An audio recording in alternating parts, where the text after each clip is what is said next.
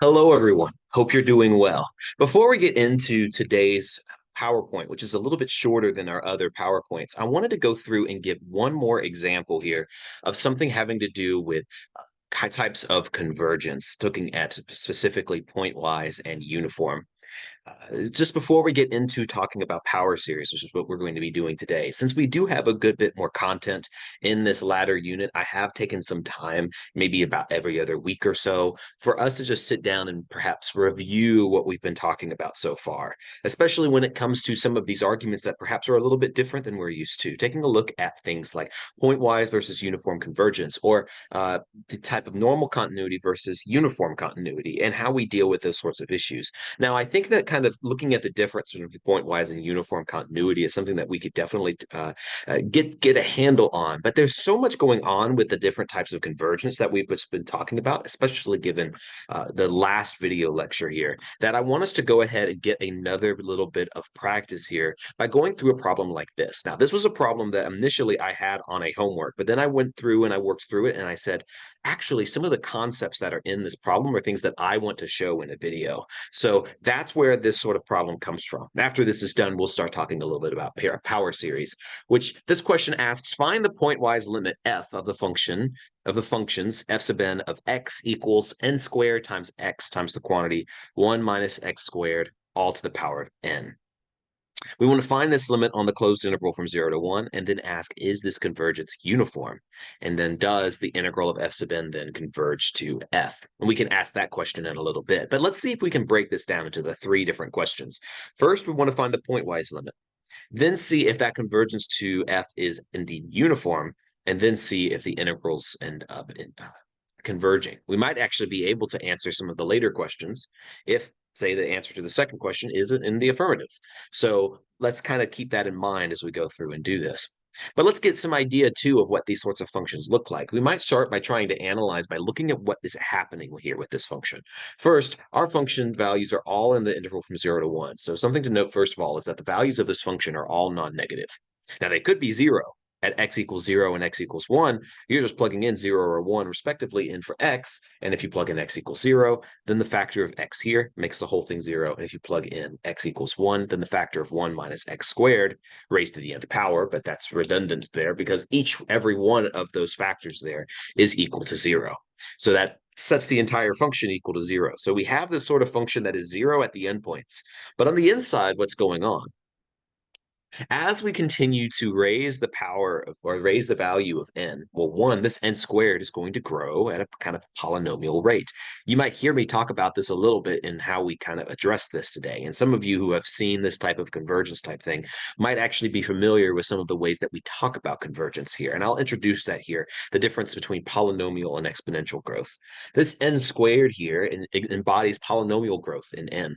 Whereas this 1 minus x squared to the n, if we fix any value of x, this is exponential growth, or maybe better in this case, decay. Because if you notice when x is in between 0 and 1, 1 minus x squared is a value that is in between 0 and 1. And in that case, you're taking something to the nth power that is constantly going down. It's exponential decay of something. So you have these two things being multiplied, something that is embodying polynomial growth with something that is embodying exponential decay, and then it's multiplied by this value of x. And that's essentially kind of how we could imagine how this function is constructed here. So that's how we can kind of build everything up from this. So again, polynomial growth from the n squared, exponential decay from the 1 minus x squared to the n, and then just this factor of x to kind of normalize things so that anything closer to x equals 0 is actually going to go down a little bit.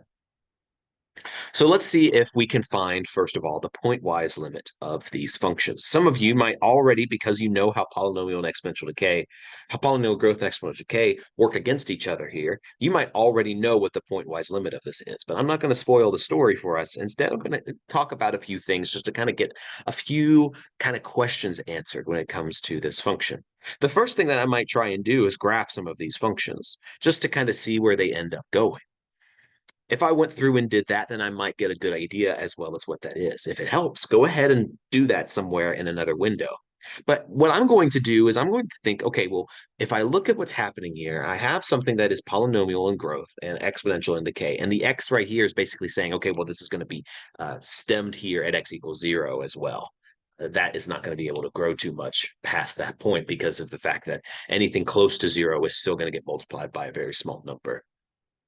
So that can kind of tell me a little bit about what's happening here with this function. I'm going to assume that this function is going to actually go all the way down to 0, that exponential decay is going to beat polynomial growth. And the reason is, if I take a look at something like, say, for example, the function like y equals x squared versus something like the function y equals 2 to the x, well, then I imagine that the growth that goes on here is going to be happening a lot more quickly than the growth that's happening over here. And the same thing is true if I go through and flip the graph to imagine this exponential decay instead. The growth is just 1 over the exponential decay, and so this should be happening a good bit faster than this is growing. Multiplying those together should send me to something that is going to be constantly smaller and smaller. And since we mentioned before, these are all positive terms, that means that these things should be going to 0. So we're going to make a conjecture here that the pointwise limit is 0. Now, how could we go through and do that? Well, first, let's ask a few questions. One is f sub n a decreasing sequence of functions?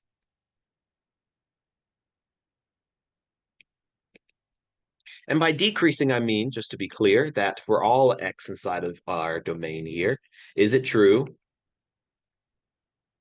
that f sub n of x is a decreasing sequence of values?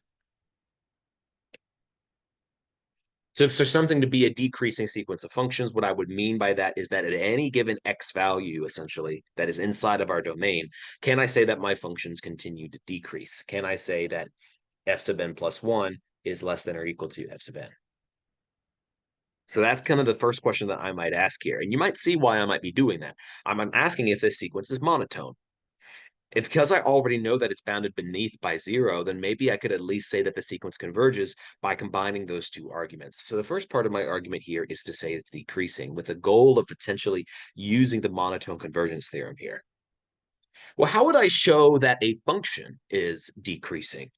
Well, if you think about like a function like f of x equals x cubed, then I could go through and figure out where this function is decreasing by using the first derivative test, something like 3x squared. We know that that's kind of looking at where you set it equal to 0 to find different critical values. But importantly, you know that it's decreasing wherever the derivative is negative. And I noticed that even though I'm not quite looking at a function, but rather a sequence, f sub n of x equals n squared x times 1 minus x squared to the n, then something that I could do is think, what's happening as my n values continue to go higher and higher? Is it actually possible that as my n values increase, my functions are decreasing regardless of the value of x? And what I'd be doing there, and you might already kind of see where I'm going with this, is I could ask the question, is the derivative of this function, and I'll be clear about what I mean by that derivative here, is the derivative with respect to n of this function, so I could write here fn of x, is this less than 0, where the derivative is taken with respect to n. Even this sort of notation may not actually be that acceptable. I might have to write it in terms of this sort of partial derivative notation here, taking derivatives f sub n with respect to n. So this is the sort of thing that I'm attempting to find. Now, when I think of a sequence, I'm not thinking of a continuous function in n. I'm really thinking of a discrete thing. But think if I take a look at what a sequence is, I can take a sequence of something like, say, a sub n is equal to 1 over n, and I can ask, is this decreasing sequence? And you say, yes, absolutely. And one reason that you might think that is you think of this as a kind of a discretization of the function f of x equals 1 over x. Notes that if the function that extends the discretization of this, which is only defined on the natural numbers, to the entire real numbers, If the whole function is decreasing, then the discretization also has to be decreasing because those points take place on that function. And that's exactly the type of principle that I'm attempting to make use of right here to see if this function is decreasing with respect to n growth. So why don't we first go through and do that? Let's go through and take a derivative of this with respect to n. Should get something like 2nx 1 minus x squared to the n. And noticing that there's a chain rule here, I would then add to this n squared x 1 minus x squared to the n, and it might be good to review this one. This is times natural log of 1 minus x squared. That's from taking the derivative of this component, this factor right here. So that's the derivative that we're looking at right now. And we're asking the question, is it possible that this is less than 0? Well, my guess is that it's not quite less than 0 for all possible n, but I might be able to solve for a benchmark n so that past that benchmark, my sequence is decreasing. And for the sake of the monotone convergence theorem, that's all that I need. Past a certain point, the tail of the sequence is consistently decreasing. I could say that the sequence of functions is eventually decreasing to make sense of that. So why don't we take a look at it like that? Let's see if we can figure out where this is less than 0. Well, there's a few things that I know automatically. One, I shouldn't be looking at this where x is equal to 0, because at that point, I know that my function is 0 all the time. So it's okay for me to go through and divide all things by x. I also know that it shouldn't be the case that x is equal to 1. Because when x is equal to 1, I already know that my function is consistently 0. So I'm not going to worry about that either. So I'll go through and divide through by 1 minus x squared to the n, since I know because x is not equal to 1, I'm not dividing by 0. What I'm doing is I'm just taking out the cases that I already know a good bit about because it's convenient right now to go through and divide by them. Finally, I'll go through and divide by n because for the sake of my discretization, n is a natural number, so it's not going to be equal to 0. So what I'm left with, I believe, is going to be something like this is 2 plus n times the natural log of 1 minus x squared. And I'm asking, is this thing going to be less than or equal to 0? Notice that there's only one n here to solve for, so I could go through and just figure out what that is. Essentially, what this would mean is if this is less than or equal to 0, then what I need to have is it true that negative 2 over natural log of 1 minus x squared is less than n? Make sure I got that right. Nope, I divided by a negative number when I did this, didn't I?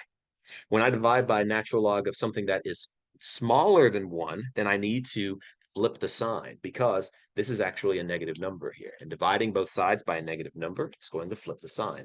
This ends up actually being n greater than negative 2 over natural log of 1 minus x squared. Note a few things here. One, this particular quantity that we have is something that is going on. I'm noticing now that I forgot no, I didn't. I was actually going back up here and thinking I had forgotten the chain rule up here with the 1 minus x squared, but I realized I was taking a derivative with respect to n. So this guy is actually a constant with respect to changes in n. So I didn't need to apply chain rule there. That may have gotten some of us as well. So glad I kind of went back and checked in on that. So a few things to notice here about this expression. One is this is a negative number divided by a negative number. So this is some positive number.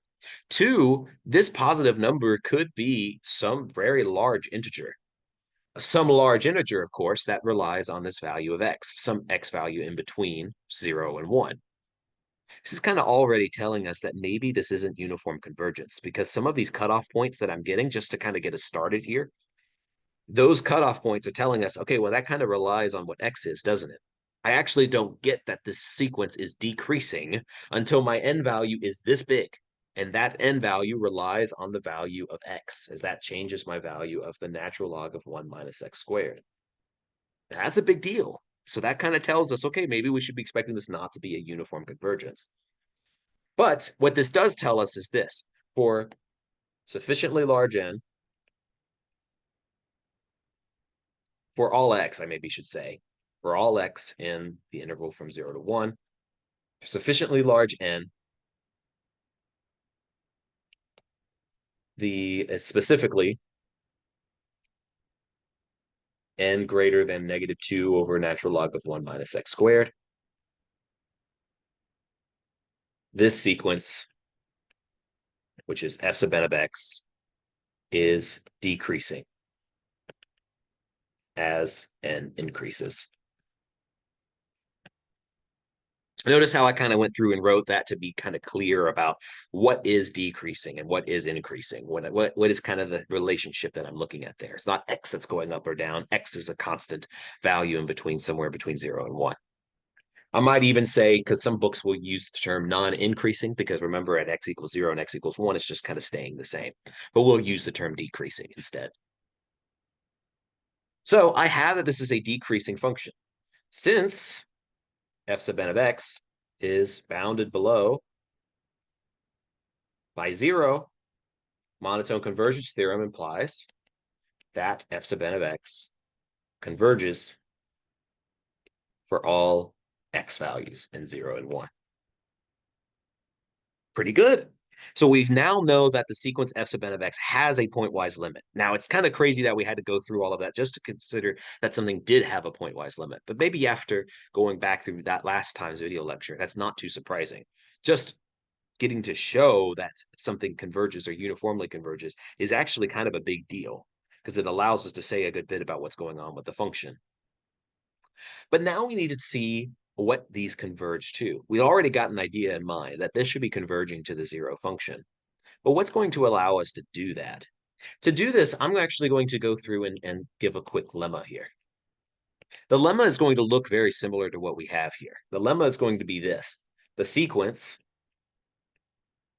n squared times b to the n, where 0 is less than b is less than 1, converges to 0. So here is that lemma. Now, what have I done here? I have taken the sequence that I was working with from before, the n squared times x times 1 minus x squared to the n, and I've taken out a few components. One, I've taken out the x, because I think I can deal with the x later, maybe with a less than or equal to sign, given my interval. I think I'll be okay taking a look at just n squared times b to the n, because that seems to be what actually is going on here.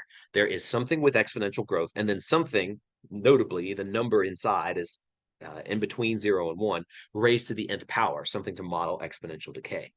So I have polynomial growth against exponential decay. And now I can ask, okay, how could I go through and show that this particular sequence converges to 0? Well, here's one way to think about it.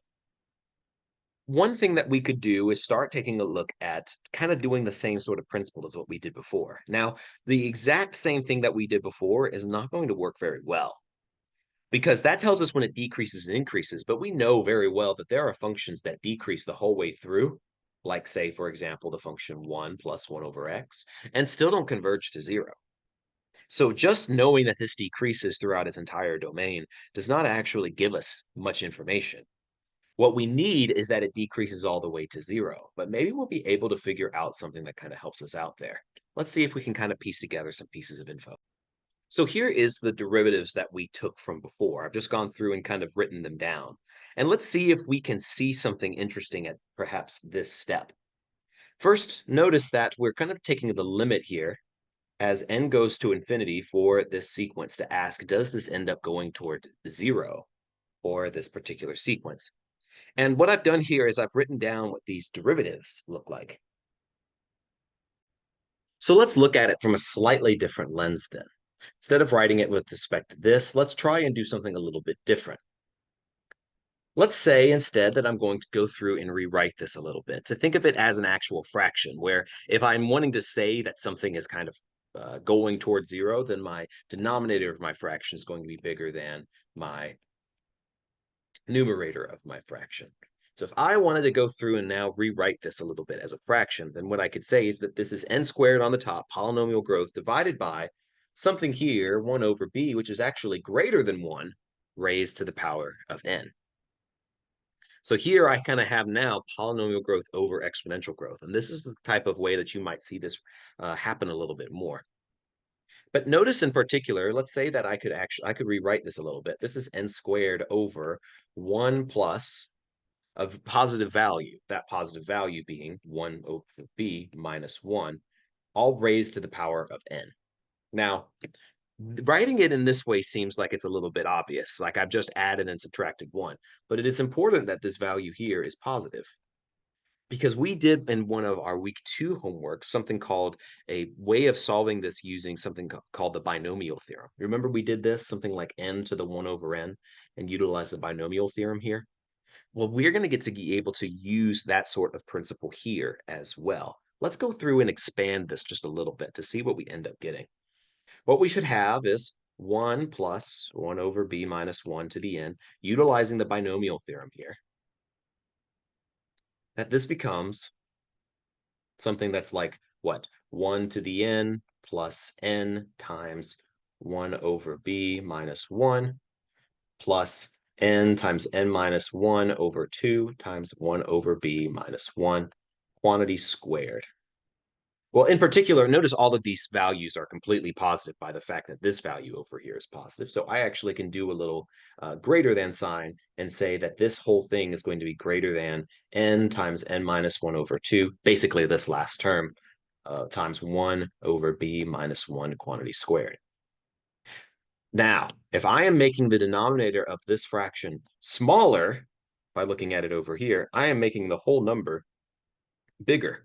And so what I'm going to do is a quick inequality there to say that this is n squared divided by n times n minus 1 over 2 times 1 over b minus 1 squared. Notice briefly kind of what's happening here. I have 2 powers of n squared in the numerator and 2 powers of n squared in the denominator. Those powers of n squared are actually going to, if not exactly cancel, essentially cancel by the time that you make n very, very big. Like, for example, if n is 1,000,000 and this is 1,999,999, these are very, very close to just being equal. In fact, I could really convince you if I added one more term to this binomial expansion, one more than we did from the previous one. If I went n times n minus 1 times n minus 2, all divided by 3 times 1 over b minus 1 cubed, using the next term there. Actually, that should be divided by 6 since it's factorial there. Then this is actually going to be what? Should get something like, if I go through and substitute this in there, should get something that looks like n times n minus 1 times n minus 2 all over 6 times 1 over b minus 1 cubed. And notice now that this is pretty much equal to n squared, 6n squared over n cubed, 1 over b minus 1 cubed. The approximately equal to does have to be addressed to some extent, but for n large enough, you could just go through and consider n over 2 for each of these values instead. And basically replace n minus 1 and n minus 2 with just n over 2, in which case you could actually make this a rigorous argument. But this is good enough for us because now I could go through and divide through 2 powers of n squared in the numerator and 2 powers of n squared of n cubed in the denominator. And notice that I have something now that has to go to 0 because it's a constant in the denominator times 6 over n. And 6 over n is going to go towards 0. This is something that's smaller than that sequence, and so because it's still positive, it has to also go to 0 by the squeeze theorem, and that gives us this. Now, what I've written over here in green, and that includes this binomial theorem here, there are very few mathematicians that are going to require you to go through and do this argument, except in classes very much like this. So just keep in mind that if you get to this sort of point where basically you are pitting together polynomial and exponential growth slash decay, where these things are being multiplied, then you've essentially won the battle at this point. And eventually you get to the point in your education where you can safely say, because this is a function exhibiting polynomial growth times a function experiencing exponential decay, these must multiply to become a sequence that eventually tends towards 0. And that would be good enough. But for the sake of this class, we do want to go through this entire argument. We do want to say basically step by step what is happening here. So that's why I go through and give that lemma so that you can see where that happens. Namely, because following from this lemma, we could go back to our sequence x times n squared times 1 minus x squared to the n. This is less than or equal to n squared 1 minus x squared to the n. And by the lemma, this has to go towards 0. So this sequence being bounded below by 0 must also go towards 0. And that completes the idea of the pointwise convergence here of a function like this. So of a sequence of functions like this. Now we have a new question. Is this convergence uniform? We've already, while going through and talking about the pointwise convergence of this, discussed why this convergence might not be considered uniform. So let's go through and remember back to where that was. Remember that we said that this sequence was decreasing at a value of n that really did depend on x. So think if n is a million, there are still x values for this function where n is still increasing. So it's going to take a long, long time for it to even come back down to zero. So that's something very, very notable, is that the values of n for which this function is decreasing heavily depends on which functions of x. So we should probably try to utilize and make a conjecture here that the convergence is not uniform. And let's see if we can make some sense of that. See if we can make that kind of track here with this particular problem. Okay, so remember that if we're trying to show that something is not uniform, then we want to go through and negate the definition. We've given a particular negation of this that involves sequences. That is very useful even when you're just trying to prove some sort of convergence is not uniform. We namely would say that there exists an epsilon greater than zero such that there exists sequences x sub n, y sub n inside of our domain, this time inside of 0, 1, such that the absolute value, that the distance between these two sequences goes towards 0, while the distance between the function values, and I should just be using absolute value here, s sub of f of f sub n of xn minus f sub n of yn, that these functions right here, that these are continuing to stay above that epsilon point. So that's kind of the sort of thing that we might be looking at here. Well, how could we go through and construct these two sequences? Where is the issue? What is happening here? We remember we again said that the function is increasing for certain values of x. What are those values of x for where it might be increasing even when n is a million? Well, think about what x values are going to make this denominator really, really small. Basically, make it close towards zero. Well, if it's close towards zero, it's going to be close to natural log of 1. So that means that this x squared needs to be really, really small. That means we need to be looking at x values that are very close to 0. So maybe I might try to exploit this.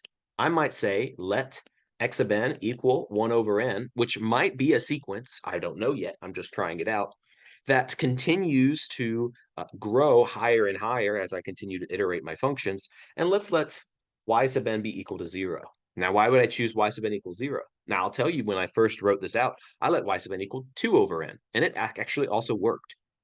But I think that y sub n equals 0 is good enough because taking a look at this function, we're expecting it to have spikes as we keep going higher and higher. But at y sub n equals 0, at those x values, the function's always 0. So there should always be some sort of gap, hopefully, between plugging in x values of 1 over n and y sub n values of 0. In particular, we did have to pick two sequences where the difference between them went to 0. And indeed, these two sequences make that work. We now just need to note that f sub n of y sub n is equal to 0 for all n. And what happens when I go through and plug in something like x equals 1 over n for this function? And f sub n of 1 over n is equal to n squared times 1 over n times 1 minus 1 over n quantity squared, all raised to the n power. Now, you might notice something here. There's a couple of things that are interesting. One, I'm only going to get a factor of n out here. And this guy right out here, well, what is this going to become? Let's take a look. Let's go through and maybe expand it a little bit. Over here, we're going to get n times, well, I'm going to get something like, actually, it's not that big of a deal. I don't really need to know what all this expands out to, because I can actually put a greater than sign and say, what's a good way for me to approximate 1 minus 1 over n squared by something that is smaller, that still is going to give me something that blows up super fast? I actually can be a little messy here. I actually know that when n is greater than 2, that 1 minus 1 over n quantity squared is going to be greater than 1/2. Or in fact, I actually could be able to say something else, I believe. Let me check to make sure my notes are correct here. Actually, I recognized a little bit of an easier way to get an even nicer bound for this. Something that I can do is go back to the binomial theorem again and rewrite this in the following way. Well, if I take 1 minus 1 over n squared and raise it to the power of n. Then what I end up getting is rewriting this as the first two terms of this. This is going to give me 1 to the n minus what? 1 to the n minus 1 times we'll have one copy of 1 over n times, or that quantity squared, times n. And then I can keep going with a bunch of different terms that you might notice continue to grow more and more denominator factors of n than they do numerator factors. Note that the next term I would get is something like n times n minus 1 over 2. But I'm also going to get 1 over n to the fourth power now, squaring 1 over n quantity squared. That's going to be more copies of n in the denominator, which is going to make this start dropping off very, very quickly. So I actually get to say, due to that, that there is a little bit of a argument here that I could say that this is actually just greater than or equal to 1 to the n minus n times 1 over n quantity squared. Each of those first two terms is good enough. Why greater than or equal to? Well, because my next term was about to add something.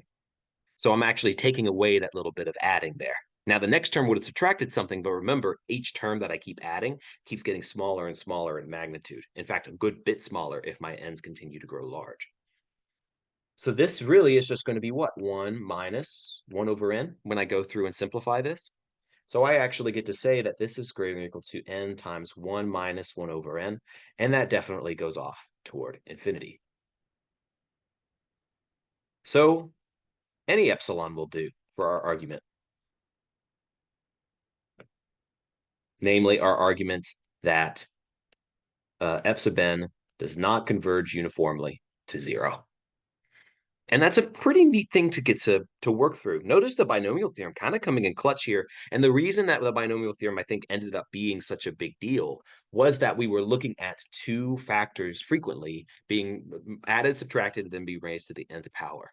It might be surprising to you how much of higher mathematics requires you to know of theorems that aren't just necessarily taught in the particular discipline.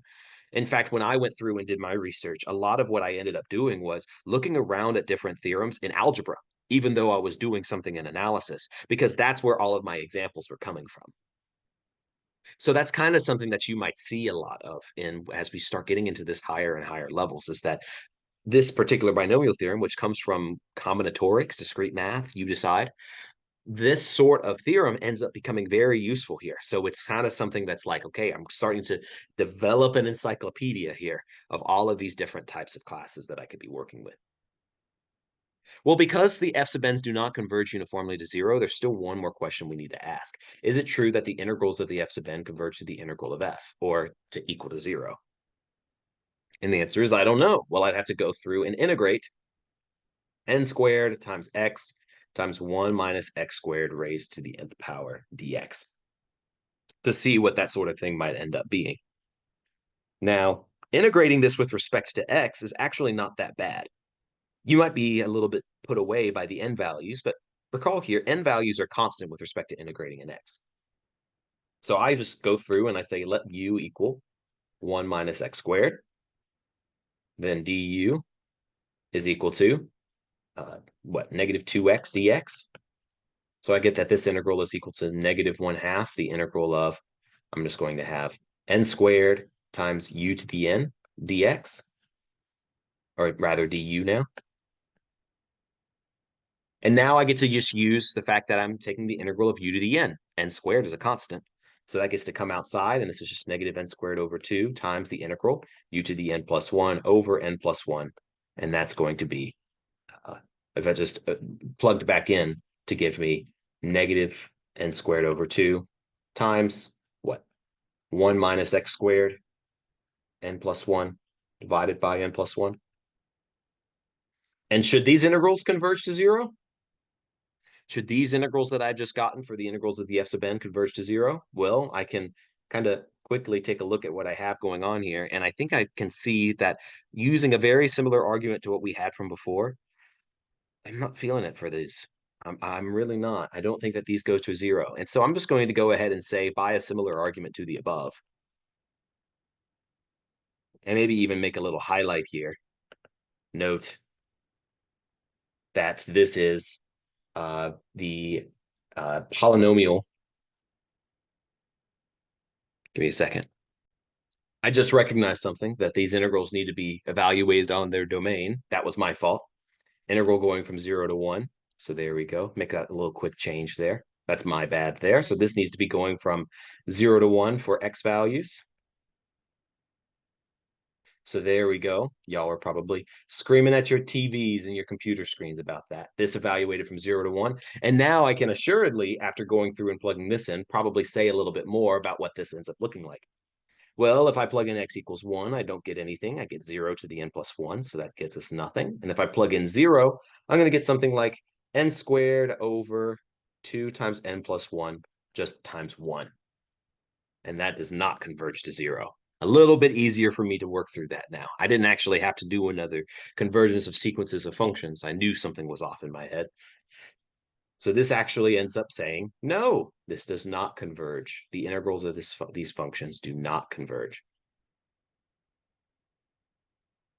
So integrals of f sub n do not converge to the integral of f, which is equal to 0.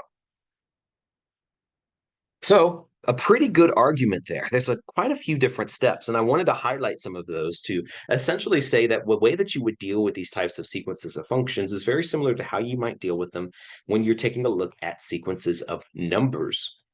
That a lot of the kind of weird intricacies that you might be learning about are kind of really at play here as well. Now, notice here that this type of argument requires a few different types of tools that we didn't even get the chance to work with in week 2. But as we continue to build our acumen with learning and working with these types of sequences, these types of arguments become more and more frequent as we continue moving forward. For those of you, for example, who are continuing to move on, say, past a master's degree into maybe whatever the next step is for you, you might start seeing a little bit more of this. You might see it in an applied setting if you're going off and seeing it in that direction, but being able and to handle or at least make your way through arguments like this is going to be vital for whatever that next step is. So good to be exposed to it now, right? Instead of at the point when you need it. But that does it for this problem. Looks pretty good. I wanted to close today with just a couple of different theorems about something going on with power series. Just wanted to discuss something because it is something that we see a little bit in Calc 2. And I wanted to kind of give us a little bit of a direction here about what is going on here with these sorts of power series. We have all of the tools that we need now to essentially build up some of the repertoire of the types of theorems that we learned about in Calculus 2. You first may want to remember what a power series is, which is this. You have a series of the form, the sum as going from some indices, going off toward infinity, of some constants times x minus a to the n. The a here is the center of convergence. For example, if I'm looking at this going at like x minus 1 to the n times cn, well, then I automatically know from that my x equals, at x equals 1, I'm looking at a function that's equal to 0. The only things that happen are over to the left and to the right of that function. And what's interesting is what happens on the sides of it. It's kind of one is the epicenter of it. What's interesting is what happens around it. In fact, we'll remember that the center of convergence here kind of talks to us about a little bit about a radius of convergence, which we'll discuss in a little bit. But some examples of these sorts of problems we've already seen are like things like sum of x to the n. We've also got some of our Taylor series as well. In fact, our Taylor series are power series. And we remember we can take those Taylor series and we can have them at different points. For example, the Taylor series for natural log of x typically uses some sort of sum starting centered at x minus 1. And it takes those right there. So this would be like, say, the C sub n coming from the Taylor series for natural log of x centered at x equals 1. So power series are sums of very particular ways of writing these functions. Notice I don't have 2 to the x. I don't have sine of x or cosine of x in any of these functions at all, not even in the constants, because the constants themselves are just that. They do not involve the variable x. So these sums are of a very particular form. So now we can start developing the types of theorems that we use when talking about power series in Calculus 2. You may remember this formula for radius of convergence, and we read a little bit about where this sort of formula comes from. I may even give a little bit of a proof idea down here that I'll talk to briefly when I get to that point. But the radius of convergence is 1 over the limit superior of a particular nth root of the absolute values of the constants. To kind of make that clear, sometimes it's a little easier to just go through an example. Let's take the power series of the sum as n goes from 0 to infinity of x over 2 raised to the power of n. Now, what this formula tells me to do is first to isolate the constants of this radius of convergence. So step one is what I'm going to do is I'm going to isolate constants. Basically, I'm going to try and get the x to the n part all by itself. Well, I can do that. I have that the sum as n goes from 0 to infinity of x over 2 to the n is the same thing as taking the constants here and taking out the x to the n and then just having 1/2 to the nth power right over here. So the constant c sub n is 1/2 to the n, or if you prefer, this is 1 over 2 to the n. And now I want to plug those constants into the formula for this radius of convergence. So 1 over r is equal to the limit superior of the nth root of these functions 1 over 2 to the n, or 1/2 to the n. Now notice I didn't even write the limit superior here because something very neat is happening here with these qualities. I have an nth root and I have something raised to the nth power. Those things are just going to cancel out. The only thing that I'm left with here is 1/2. So that gives me that the radius of my convergence is 2. Now, does that radius convergence make sense? It says I'm centered at the point x equals 0 on this line. So here is 0. And I have a radius of 2 around that line. Just for the sake of writing it, I'll go ahead and write down this radius. So here's -2 and here's 2. A radius because the center is at 0, and I'm thinking of this as like a one-dimensional circle, which is really just an open interval. So taking a look at this open interval here, centered at 0 with radius 2, diameter is 4, then I can take a look to see what is so special about this interval. Well, take a look at what happens when I plug in an x value like x equals 1 into the series. I'm going to have the sum as n goes from 0 to infinity of 1/2 to the n. Well, 1/2 to the n, that is a geometric series. And because this value in here is strictly less than 1, I know that this thing converges. But notice what happens when I plug in a value that is outside of this interval. I plugged in 3 over 2 instead. That does not converge. So that kind of gives you an idea of what the interval of convergence is all about. The interval of convergence are all of the possible x values that I could get for this function for which the series is going to converge. So that is what I mean by the interval of convergence. Interval of convergence is at least -2, 2. But there is a question. What about endpoints? And you may remember from Calculus 2 that this is a bit of an issue. We don't quite know what happens at the endpoints. We have to do kind of individual tests for each of these. Those we kind of have to deal with on their own. But it does essentially say that if you have something that is centered here at x equals 0, where you know that the series evaluates to 0 because every single term is 0, then what happens is as you go away from the center, your value for the convergent sum that you get for this series is going to keep growing and growing and growing in magnitude until eventually you reach a point over here at the ends of this interval of convergence at -2 or +2. At those points, you're at the cusp. Anything beyond that point, your series is too big. It's like something like 3 over 2 to the n. It's not going to converge. Anything inside, it is going to converge, like 1.5 over 2 to the n. That's 3/4 to the n. That's still a geometric series. But what about at -2 and 2? In general, for power series, you just kind of have to test. Do those actually converge to something? You know about the inside, you know about the outside, but what about at the edges? Well, we can go through and test to see that when x is equal to 2, that this definitely does not work. When x is equal to 2, this becomes the sum as n goes from 0 to infinity of 1 to the n. And that is definitely going off toward infinity. So we would say that that diverges. As you plug in -2 on the other hand, what you end up getting is the sum as n goes from 0 to infinity of -1 to the n. And -1 to the n right here is going to oscillate. If I continue adding 1 plus -1, 1 minus 1 plus 1 minus 1 plus 1 minus 1 plus ... what I end up getting to is a series where the terms never go towards 0.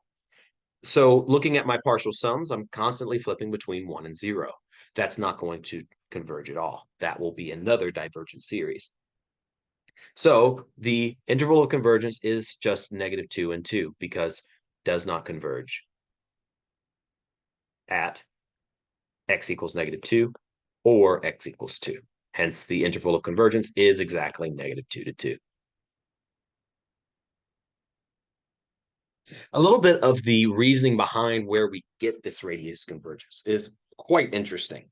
This whole notion of how things converge and diverge. I've already kind of tried to give a little bit of a picture here of kind of what's happening with convergence and divergence, that essentially there's a cusp that reaches, that at some point when you reach that cusp, everything is going to diverge past it and everything converges on the inside. And those cusps are the endpoints of the interval of convergence. You can see a little bit as to why you could actually go through and prove that here. This proof is interesting because it makes everything kind of look like a geometric series. In particular, you might see something like this that says, okay, well, I'm going to take this series c sub n r to the n and make it less than b to the n, where this b value is some positive number less than 1. And if I can do something like that, essentially get a bound for the c sub n r to the n in terms of a geometric series, then I can use that comparison test for series to essentially say, well, this has to converge then, because I know geometric series converge. That's the whole idea essentially behind the proof, is how do we make it so that whenever you're looking at something where you're inside of this particular R value here, that you still get something that is going to be small enough to be dominated by some sort of geometric series that converges. You can kind of start here by looking to see what happens when things diverge. If absolute value of x minus a is greater than r, that is, if our x value is outside of the interval of convergence, then I have this quantity, that this 1 over x minus a is going to be less than 1 over r, which we know is equal to the limit superior. Well, if something is less than the limit superior, we have to go back and remember what limit superior means. Remember that it is essentially you take the greatest possible subsequence, right? You take all of the subsequential limits of this sequence, because this sequence does not need to converge at all. But you look for the greatest subsequential limit, taking the set of all subsequences of that sequence, which is the largest possible one. Well, if you're going to be less than that point, then remember this largest possible subsequence, you have at least infinitely many values of n that are going to be greater than it, because that's going to be your subsequence that eventually converges to this value of 1 over r. In which case, if you have something like that, oops, there we go. If you have something like that, so you get that sort of subsequence, then you know that the absolute value of c sub n is greater than 1 over the absolute value of x minus a raised to the n. And just writing over that x minus a to the n, you get that that quantity here is greater than 1. This quantity here is the quantity used in the series, c sub n times x minus a to the power of n. And if that is greater than 1 for all powers of n, its terms cannot decrease to 0. So if I keep adding terms of the form c sub n x minus a raised to the power of n, even if they're taking absolute value, those series terms are not settling down. They're always greater than 1, so the series must diverge. Essentially, this other part tells us that we are going to get a limit superior that is equal to 1 over r, where infinitely many terms are less than it. And essentially, we're going to be able to use the Weierstrass M test to kind of start settling that sort of thing out. So a neat little kind of comparison to make some of those things happen, so you can kind of see what the connection is there. The only difference here in this part of the proof is this guy, this value of r. If the absolute value of x minus a is less than r, then I can always find some particular value for this radius here that I'm working on, for this interval here. Then there's always going to be some positive number so that b over r is going to be greater than this value of 1 over r. The reason that I know that is, well, start trying to rewrite this a little bit. I know 0 is less than r is less than r, so I know that r over r is going to be greater than 1. Right? So I can always find some sort of value of 1 over b over here, where b is some positive value that's less than 1, or oops, I should have just written b. That essentially gives me the kind of inequality that I'm looking for here. Make sure that I've gotten kind of everything in the right direction. Okay, b over r. Nope, not quite. Let me go back and check on that. Here we go. If I take these values 0 over r 0 divided by r divided by big R here, then I should be able to go through and divide these quantities right here, put them in the denominators. And if I have a smaller number here, then that's a bigger number here. 1 over r is greater than 1 over r. And because there is some positive distance between these two numbers, I should be able to actually replace this number 1 right here with a number slightly less than 1. It could be very, very slight, but there should be some number. Otherwise, this would actually be a greater than or equal to. And we'd have an equality here between these two values, which is not what we went through and assumed. In which case, because this is that limit superior, then I should have some cutoff points for which these nth roots of absolute value of Cn is less than b over r. And once I go through and rewrite that, similar to how we did it above, then I'm going to have something that is less than a geometric series that does converge. Hence, Weierstrass-Sims test should give us the type of convergence that we need, at least on these closed intervals from a minus r to a plus r. And the final thing that we can do is just take a union of this for all r values that are less than r. And that's because the union of all values, r values less than r, for each of these intervals is going to be equal to the open interval from a minus r to a plus r. And that's exactly what we were looking at from over here. In fact, if we go through and take a look at these closed intervals and how these things converge, it's actually a uniform convergence. Pretty neat little fact there. Some sort of corollary here about how we can go through and find uniform convergence here, we can actually differentiate and integrate series on its interval of convergence. Just kind of a neat fact here. You can go through and take them on their interval of convergence and get a derivative and integral type factor of going through and doing these things with power series. Just kind of a neat fact there. But maybe the most important thing that we remember from our calculus days is trying to test things at endpoints. And there's one last theorem here that kind of tells us about this, because there are certainly types of series where you need to be taking care of that sort of thing. That it's important that you're paying attention to what happens at the endpoints. Here is an example of a type of series where I may have convergence at one point and not convergence at another. Here at x equals 1, if I plug in this to this power series of sum as n goes from 1 to infinity of 1 over n times x to the n, I end up getting an alternating series where the individual terms decrease to 0. An alternating series tells us that this converges. However, when x is equal to 1, I get something that by p-test actually is going to be diverging. You can actually see, by the way, how we end up making that the point for the p-test because of this argument right here. This kind of tells us that at 1 over n, we have a little bit of an issue, but anything below that is going to be fine due to some sort of some other sorts of arguments that we could be working through there. Kind of the exponential thing. Okay. So this theorem of Abel tells us that you can go through and find to see if the power series converges at a right endpoint or left endpoint by taking limits of the functions that you get. That's basically what this ends up saying. We usually do it by just going through and testing in the points to see if we get something that converges by another test. But you could do this a little bit differently. The theorem of Abel says that what I can do now with the power of a limit is I could say, okay, well, let's say that I go through and get what this function is, and I go through and instead try and take the limit of this, x minus a to the n, for the sum, and take the limit of it as x approaches a plus r from the left. Now, typically what we end up doing there is we just go through and plug in what a plus r is equal to. But sometimes the limit is not that, right? Like if this series is not so nice at converging at a specific rate, then this limit as x approaches a minus a plus r from the left might actually not just be direct substitution. The limit could mean you have to actually take the limit. You have to do a limit definition at some point. Now, for many of the power series that we saw in calculus, this limit was evaluated by just plugging in using direct substitution. We had that this is equal to the sum as n goes from 0 to infinity of c sub n times r to the n. But that's not always the case if our series does not do as nicely as that typically would. So just kind of something to keep in mind. Essentially, what you're doing there is you're flipping the limit and the series symbol, which requires a little bit more work. In particular, if all of your constants are going to be positive, then that is something that you could do, is just flip those two things around. But just something to note there is that you do have to be a little bit careful whenever your series is not of that type of form. Just a neat little example that I think is a neat way to kind of finish this off is a cool way to write the arctangent function in terms of a power series using this type of thing. The way that I start this one is that knowing that I can be integrating and differentiating power series, I start by writing a power series for 1 over 1 plus x squared using the geometric series test. Oops.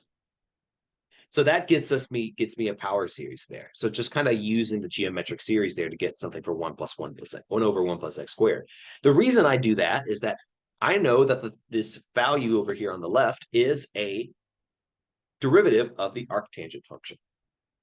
So due to the fact that I can always integrate on the interval of convergence, I can integrate each of these individual terms to get something that looks very nice over here for this particular interval. Note that this series converges by the alternating series test, at least namely when I go through and I plug in x is equal to 1. So this is where that's coming from. So by Abel's theorem, we can just take limits on both sides as x approaches 1 from the left to get that just by using direct substitution. Arctan of 1 is equal to the sum, then goes from 0 to infinity of the negative 1 to the n times 1 over 2n plus 1. Arctan of 1 is pi over 4. And take a look at what over here on the right. That is a neat way to write some of these alternating series in closed forms. And you'd be surprised how many of these closed forms involve pi. That 1 minus 1/3 plus 1/5 minus 1/7 plus 1/9 minus 1/11 actually converges to pi over 4. It's just a neat little thing here. And the reason for this connection is that the derivatives of arctangent involve something that's just a rational function. That's basically where that came from. That the derivative of arctangent is itself a rational function. So because I can break it down so neatly in that way, this ends up kind of connecting us to a trigonometric world into something that's just a sum of, when I plug it in, just a sum and difference of fractions. It's a beautiful world that we kind of get to see in that.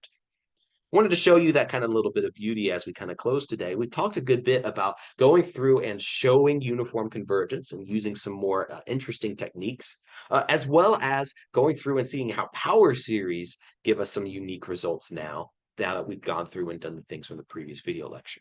That'll do it for me today. Thank you so much. Have a wonderful day.